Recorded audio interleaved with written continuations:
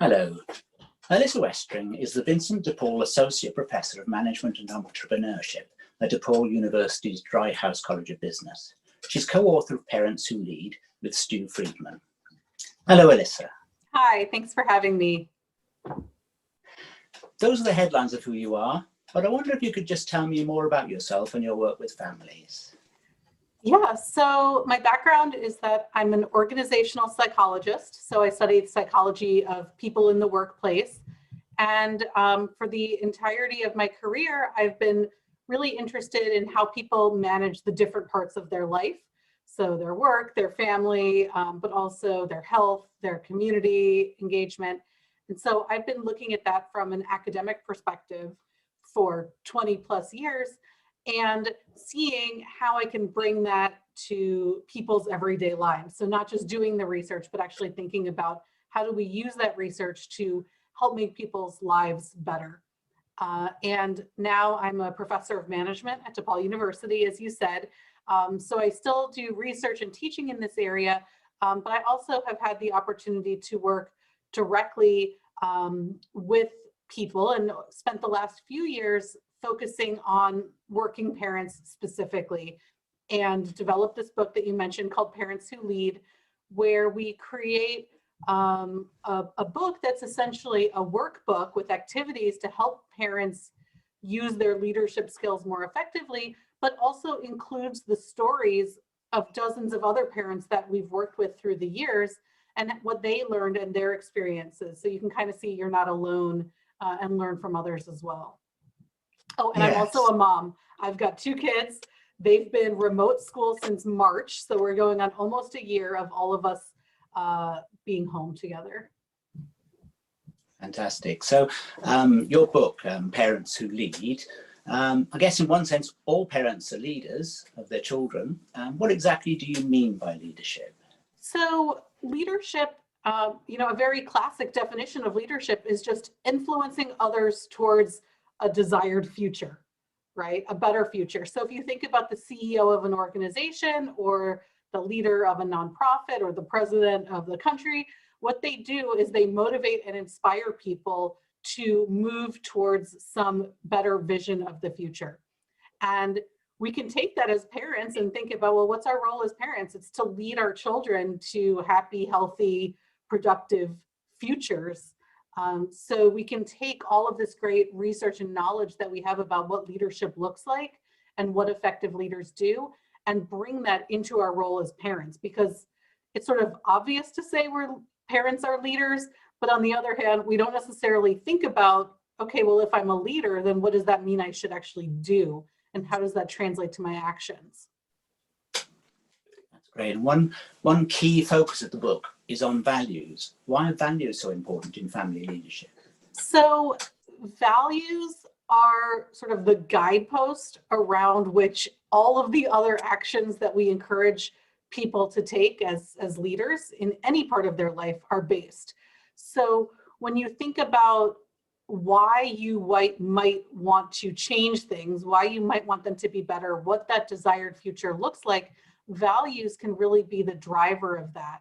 And most of us sort of intuitively think, oh yeah, I know what I care about, I know my values. But when you don't spend the time really articulating them and talking about them, it's hard to communicate those values with others. It's hard to make decisions that are aligned with those values and to envision a future that's based on those values. So we really encourage people to pause and spend some time thinking about what are those values that I want to be the guideposts of my life? And then how can I start talking about that with the people I care about in all parts of life?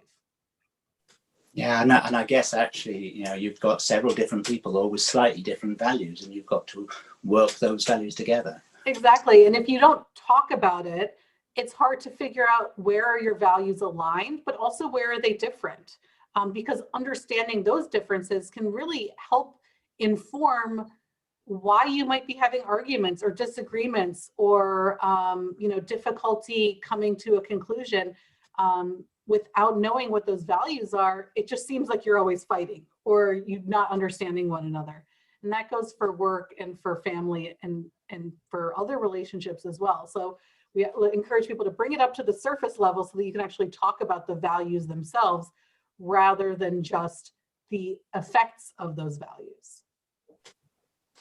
I particularly like the idea of the four-way view in the book, focusing on career, family, community, and self.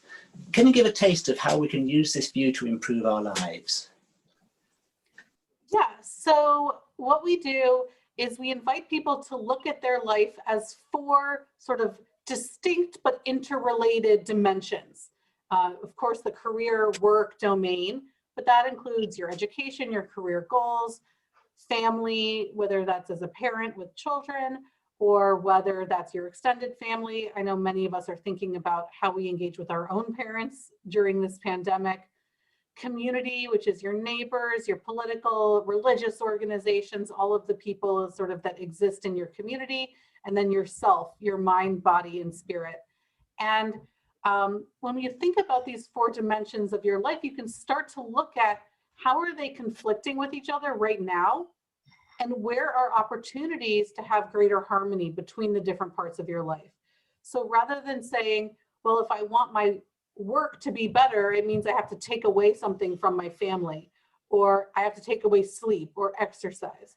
Rather than thinking of them as four competing domains, to try to look at opportunities to find greater harmony among them. And we ask people to take a snapshot of where they are currently, what we call the four-way view, and to say, how important are each of these domains to you? How much of your attention are you giving to each of these domains? And how satisfied are you in each of those domains?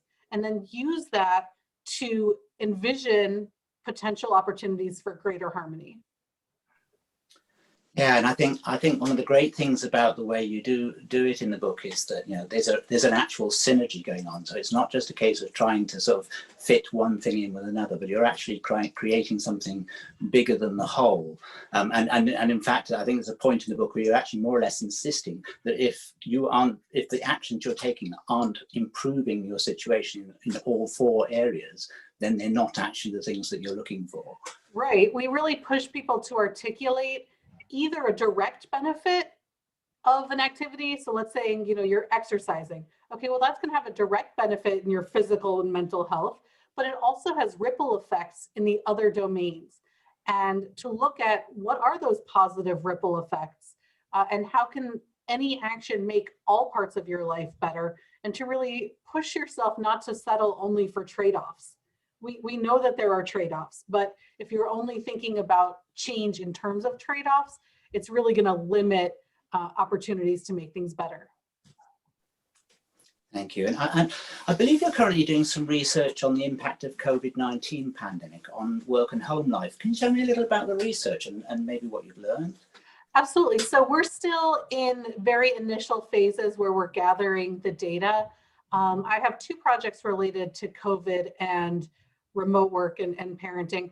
One of them is based on some work that my colleagues initiated in Spain, looking at remote work from an international perspective. So they have data on Spain, but also Latin America, other European countries.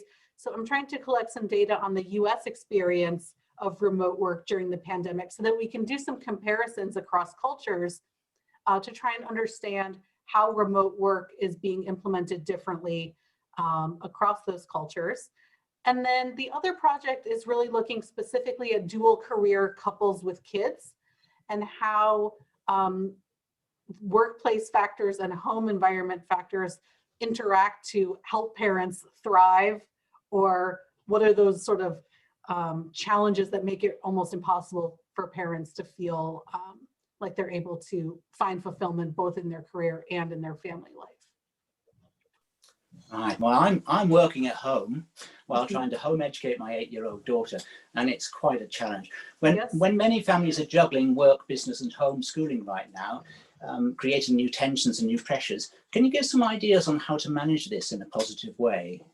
Absolutely. So, of course, you know, I always start by saying it's not going to be easy no matter what suggestion I give, right? So it's not like I can just say, oh, poof, here's an idea. It's all easy now.